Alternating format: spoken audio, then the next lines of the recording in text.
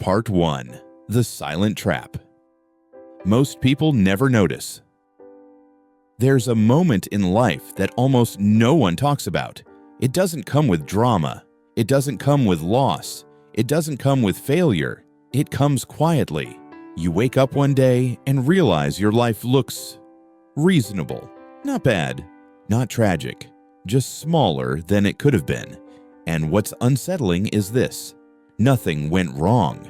You did what you were supposed to do. You were patient. You were decent. You waited your turn. Yet somehow, the world moved forward without you. This isn't about bad luck. It's not about talent. And it's not about effort. It's about something far subtler. A way of being in the world that feels moral, calm, even intelligent, but quietly limits how far you go. I didn't understand this when I was younger. I thought life was mostly about working hard and staying out of trouble. But over time, watching people age, especially capable, thoughtful people, a pattern became impossible to ignore. Some people struggle loudly, others disappear silently, and the silent ones almost always share the same traits. The first one is the most common and the hardest to unlearn.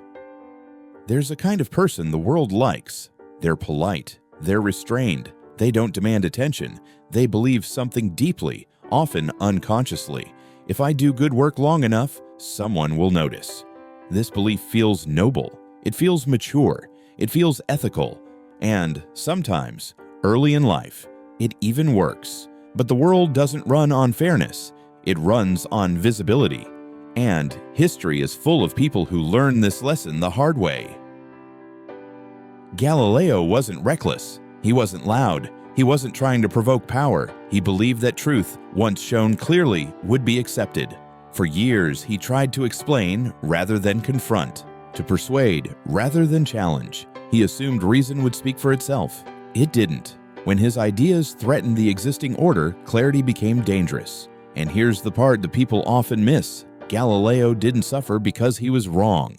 He suffered because truth without power is fragile. In the end, he was forced to recant publicly, not because he lacked courage, but because the world does not reward quiet correctness. It rewards those who understand timing, framing, and leverage. The lesson isn't be loud. The lesson is harsher. Waiting to be understood is not neutral. It is a strategy, and it's usually a losing one. Today, this trait doesn't show up in courtrooms or churches. It shows up in offices, in relationships, in creative work. People wait. They wait for recognition. They wait for permission. They wait for someone to notice what they bring. They confuse humility with invisibility. And slowly, the waiting becomes an identity. I'm just not the type to push myself. I don't like self-promotion. I trust things will work out. But nothing works out by itself. Silence does not protect you. It simply makes you easier to overlook. Part 2. Patience without direction isn't wisdom. The second trait is more deceptive because it's often praised. It's called patience, but not the strategic kind, not the deliberate kind. This is passive patience, the kind that waits without a plan. People tell themselves, it's not the right time yet. I need to be more prepared. I'll move when conditions improve. Years pass. They become very good at enduring, very bad at moving. And the tragedy is this: they mistake endurance for strength. Viktor Frankl survived the Holocaust. That alone gives weight to anything he said. But what made his work endure was not survival. It was insight. In the camps, Frankl observed something disturbing. The people who survived longest weren't always the strongest. They were the ones who still had a direction, a reason, a future-oriented meaning. Those who simply waited, who told themselves, I'll endure until this ends, often broke first. Endurance without purpose drains the soul. Frankl didn't romanticize suffering. He didn't glorify patience. He understood something critical.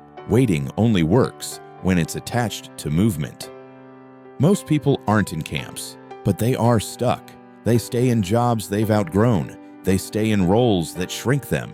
They stay in patterns that no longer fit. And they call it patience.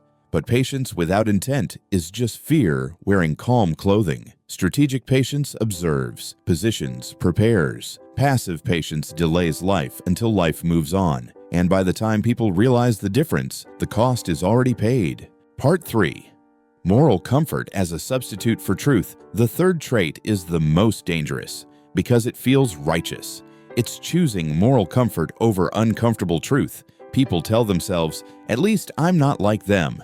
At least my intentions are good. At least I stayed decent." But the world doesn't measure intentions.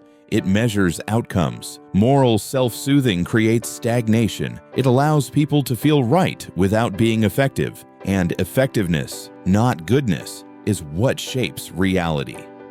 Why these traits don't look like failure.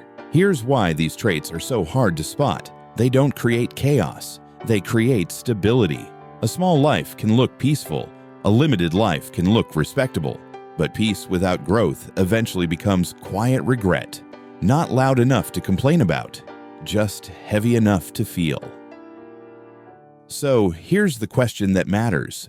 Where in your life are you waiting to be understood instead of choosing clarity? Where are you calling comfort patience? And where are you protecting your self-image at the cost of forward movement? This isn't about becoming ruthless, or aggressive, or loud.